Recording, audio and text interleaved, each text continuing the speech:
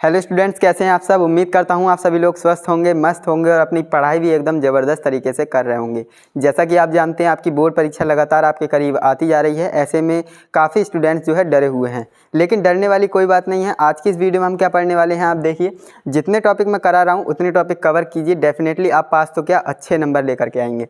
यहाँ पर आप देखिए बोर्ड परीक्षा 2025 में जो आपका क्वेश्चन इंपॉर्टेंट है वो ये वाला है, कार्बोक्सिलिक अम्ल की अम्लीय प्रकृति। ये हमारा क्लास 12th का मोस्ट इंपॉर्टेंट चैप्टर है। एल्डिहाइड, कीटोन और कार्बोक्सिलिक अम्ल वाला जो आपका चैप्टर है उसमें से मोस्ट इंपॉर्टेंट टॉपिक लेकर के आया हूँ। तो इस वीडियो को आप कंप्लीट देखना, क्योंकि आज की इस वीडियो में आपके कंसेप्ट बहुत ज़्यादा क्लियर होने वाले हैं। चलिए देखते हैं। यहाँ पर आप देखेंगे acidic nature of carboxylic acid है ना। कार्बोक्सिलिक एसिड का फॉर्मूला क्या होता है ना, ये सबसे पहले आप जानिए। इसके सामान्य सूत्र की बात करें तो COOH है ना, इधर सिंगल बॉन्ड होता है। सिंगल बॉन्ड में क्या हम CH3 C2H5 ये सारी चीज़ें जोड़ सकते हैं। तो ये हमारा नॉर्मल हो गया है ना, RCOOH है ना, RCOOH ये हमारा नॉर्मल सा फॉर्मूला हो गया, जनरल फॉर्मूला हो गया। अब हम देखने वाले हैं इसमें आखिर इसकी प्रकृति कैसे होती है ना। जैसा कि साफ साफ बता रहे हैं कि कार्बोक्सिलिक अम्ल की अम्लीय प्रकृति है ना। नाम में तो है अम्ल, लेकिन ज़रूरी नहीं कि नाम में अम्ल है तो वो अम्ल हो, है ना। तो कार्बोक्सिलिक अम्ल है तो इसकी हम अम्लीय प्रकृति को जानेंगे कि भाई इसकी अम्लीय प्रकृति कैसी होती है।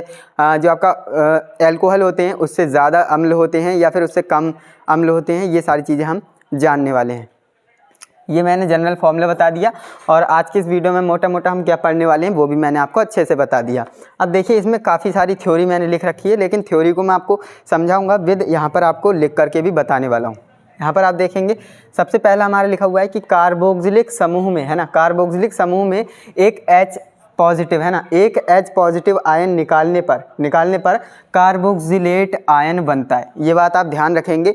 जो हमारा कार्बोक्सिलिक अम्ल होगा, कार्बोक्सिलिक अम्ल है, उस जो कार्बोक्सिलिक ग्रुप होगा ना, उसमें से अगर हम H पॉजिटिव निकाल दें तो क्या होगा, जैसे कि यहाँ से हम H पॉजिटिव को निकाल देते हैं तो ये क्या बन जाएगा, ये हमारा कार्बोक्सिलेट आयन बन जाएगा।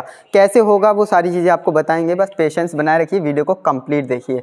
नेक्स्ट हमने लिखा है यहाँ पर कि ये कार्बोक्सिलेट आयन अनुनाद में भाग लेते हैं। अब भाई अनुनाद तो आप जानते होंगे, रेजोनेंस है ना। रेजोनेंस आपने जो है बेंजीन में भी पढ़ा होगा, बेंजीन में भी रेजोनेंस होता है, प्लस आपका जो कार्बोक्सिलिक आयन है, कार्बोक्सिलिक अम्ल है, उसमें भी रेजोनेंस होता है। कैसे होता है समझेंगे, लेकिन आपको ये ध्यान देना है कि हमारा जो कार्बोक्सिलिक समूह होगा ना, कार्बोक्सिलिक ग्रुप होगा, उसमें से हम H पॉजिटिव को यदि निकाल देते हैं, इसमें से H को निकाल देते हैं तो हमारा क्या बन जाएगा, कार्बोक्सिलेट आयन बनेगा।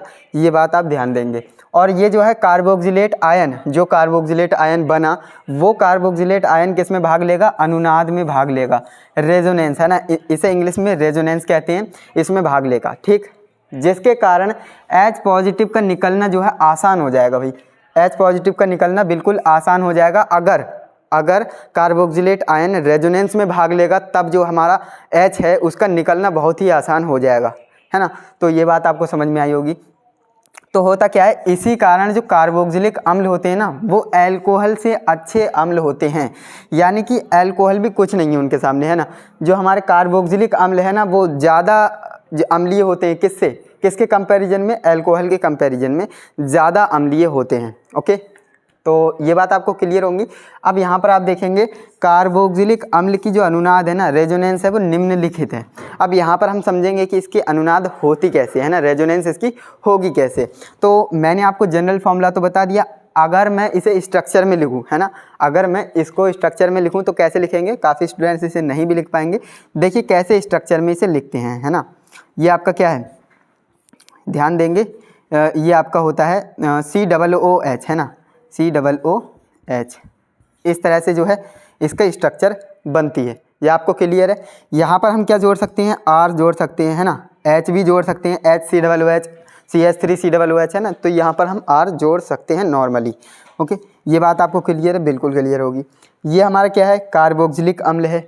अगर मैं यहाँ से ये बॉन्ड तोड़ दूँ तो यहाँ पर होगा क्या, H पॉजिटिव में और O नेगेटिव में अलग अलग हो जाएगा। ये तो बात आप जानते हैं, अगर H निकलेगा तो पॉजिटिव में निकलेगा, तो होगा क्या, ये रिएक्शन हम आगे देखें तो क्या होगा, ये R है, ये C है, ठीक, और ये O के साथ यहाँ पर अटैच है और यहाँ पर डबल बॉन्ड के साथ O है, ठीक। यहाँ पर माइनस चार्ज है, प्लस H पॉजिटिव आयन। यहाँ पर आप समझने की कोशिश करना, यहाँ पर मैंने किया क्या है, कार्बोक्सिलेट आयन को लिया, उसमें से जो है H को निकाल दिया। H निकलता क्यों है? H इसलिए निकलता है क्योंकि ये जो है कार्बोक्सिलेट आयन बनाता है। ये क्या है हमारा? कार्बोक्सिलिक एसिड है ना, कार्बोक्सिलिक एसिड, ये हमारा कार्बोक्सिलिक एसिड है। और यहाँ पर हमारा क्या बना? कार्बोक्सिलेट है ना, ये कार्बोक्सिलेट आयन बन जाएगा। ओके, ये हमारा क्या है? Carboxylate ion. और H निकलता है तभी कार्बोक्सिलेट आयन कहेंगे, अदरवाइज नहीं। तो यहाँ पर हमारे ये क्या बना? Carboxylate ion. अब ये जो है किस में भाग लेगा? मैंने आपको बताया है थ्योरी में कि ये जो है अनुनाद में भाग लेगा, यानी रेजोनेंस में पार्टिसिपेट करेगा। तो ये बात तो आपको क्लियर हुई कि कार्बोक्सिलिक एसिड जो होता है उसमें अगर हम H को निकाल दें तो क्या बन जाएगा? कार्बोक्सिलेट आयन बन जाएगा। और ये कार्बोक्सिलेट आयन किसमें? अनुनाद में भाग लेता है, और इसी कारण से हमारा H निकलता है, और कोई रीज़न नहीं है। तो ये बात आपको समझ में आई होगी। और ये पॉजिटिव में, और यहाँ पर जो है नेगेटिव चार्ज आ जाता है O के पास। अब इसका जो है अनुनाद देखें ना, इसकी रेजोनेंस आखिर होती कैसे है, तो चलिए समझते हैं। देखिए यहाँ पर R है, ये C है, और यहाँ पर क्या है? O है। यहाँ पर डबल बॉन्ड के साथ O है कनेक्ट। ठीक, ये तो हमारी नॉर्मल जो कि यहाँ पर है कार्बोक्सिलेट आयन ही है। ठीक, अब जब हम इसके आगे देखें तो होगा क्या? यहाँ पर आप देखेंगे ये R है, ये C और ये O है, और यहाँ पर जो है अब की बार होगा क्या? यहाँ पर आप देखिएगा, ये मैंने क्या किया? ये मैंने ये किया, देखिए रेजोनेंस में भाग ले लेता है। कैसे? इसे आपको समझना है बिल्कुल अच्छे से। देखिए ये हमारा कार्बोक्सिलेट आयन है, ये भी आपका कार्बोक्सिलेट आयन है, लेकिन यहाँ पर हो क्या रहा है? देखिए ये O था, इस पर नेगेटिव चार्ज था इसलिए एक बॉन्ड था, और यहाँ पर जो है डबल बॉन्ड था, ये O सेटिस्फाई है। लेकिन यहाँ पर आप देखेंगे ये O पर ये वाला बॉन्ड जो है शिफ्ट हो जाएगा इस वाले O पर, है ना, तो इस पर नेगेटिव चार्ज आ जाएगा। यानी कि ये बॉन्ड अगर इस पर आएगा तो ये सही हो जाएगा, इस पर नेगेटिव चार्ज आ जाएगा, है ना। तो यानी कि ये बॉन्ड जो है इधर उधर होता रहेगा। मैं क्या बोल रहा हूँ, एक बार दोबारा सुनिएगा। ये जो C है, C के साथ O कनेक्ट हैं 2, लेकिन ये वाले की बैलेंसी तो हो रही है पूरी, लेकिन ये वाले पर नहीं हो रही, तो यहाँ पर नेगेटिव चार्ज है। लेकिन यहाँ पर जो इलेक्ट्रॉन है ना, यानी बॉन्ड शिफ्टिंग होती है, ये वाला बॉन्ड यहाँ पर आ जाएगा और फिर ये वाला बॉन्ड यहाँ पर चले जाएगा। तो यही प्रोसेस होते रहता है, यही प्रोसेस होते रहता है। इसी को क्या कहते हैं? रेजोनेंस कहते हैं। आपने जो है बेंजीन में भी पढ़ा होगा, है ना, जो ये आपकी बेंजीन होती है ना, तो इसमें भी आपने पढ़ा है कि यही ऐसे जो आपका इलेक्ट्रॉन होता है, जो आपका बॉन्ड होता है, वो इसी तरह से घूमता रहता है ना, पूरी बेंजीन रिंग में घूमता रहेगा। तो उसे हम क्या कहते हैं? रेजोनेंस कहते हैं। ओके, रेजोनेंस कहते हैं। तो ये बात आपको समझ में आई है रेजोनेंस क्या होता है ना। तो रेजोनेंस देखें तो काफ़ी आसान है। इसे मैं इस तरह से लिख सकता हूँ, R C, और यहाँ पर क्या है? O है, और यहाँ पर भी O है। हम यहाँ पर कुछ इस तरह से इन्हें दिखा सकते हैं। ये डॉट डॉट लगाने का क्या मतलब है? इसका मतलब ये है कि ये जो बॉन्ड है ऊपर नीचे है ना, कभी इस O के साथ आ रहा है, कभी इस O के साथ आ रहा है, तो ये होते रह रहा है। तो इसे हम क्या कहते हैं भाई? रेजोनेंस कहते हैं। और इसी वजह से जो हमारे कार्बोक्सिलिक अम्ल हैं वो एल्कोहल से, है ना, एल्कोहल से ज़्यादा अम्लीय होते हैं। ये बात आपको क्लियर है? तो इस तरह से आपका ये टॉपिक क्लियर हो जाता है। एंड यहाँ पर मुझे तो ऐसा लगता नहीं कि आपको कहीं पर डाउट होगा। अगर फिर भी आपको कहीं पर डाउट लगता है तो आप फटाफट से कमेंट में ज़रूर बताइएगा। और ये आपको अच्छे से तैयार करना है ये टॉपिक, है ना। ये अगर पूछा जाएगा तो पूरे 3 नंबर में आपसे ये टॉपिक पूछा जाएगा, तो इस टॉपिक को आप अच्छे से ज़रूर तैयार करिएगा। प्लस आप इसका स्क्रीनशॉट ले लीजिए या अपनी कॉपी में नोट कर लीजिए, बहुत ही ज़्यादा इम्पॉर्टेंट टॉपिक होने वाला है। तो रेजोनेंस आप समझ गए होंगे किस तरह से रेजोनेंस होता है। और एक बार दोबारा से रिवाइज करा देता हूँ। देखिए होता क्या है, H पॉजिटिव आयन निकालने पर क्या बनता है? कार्बोक्सिलेट बनता है। लेकिन H पॉजिटिव निकलता कैसे है? मैंने आपको बताया, जब ये रेजोनेंस होता है इसी वजह से H का निकलना आसान हो जाता है ना।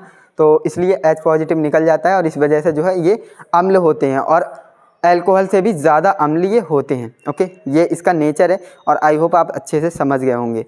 तो वीडियो अच्छी लगी है, वीडियो को लाइक कीजिएगा, चैनल पे नए हो तो सब्सक्राइब कर लेना, अपने दोस्तों के साथ भी इस वीडियो को शेयर ज़रूर करिएगा, जिससे कि वो भी इस टॉपिक को अच्छे से तैयार कर सकें, क्योंकि बोर्ड परीक्षा 2025 की दृष्टि से अति महत्वपूर्ण होने वाला है ये टॉपिक। ओके, तो चलिए दोस्तों, आज के लिए बस इतना ही। मिलते हैं नेक्स्ट इंटरेस्टिंग इन्फॉर्मेटिव वीडियो के साथ।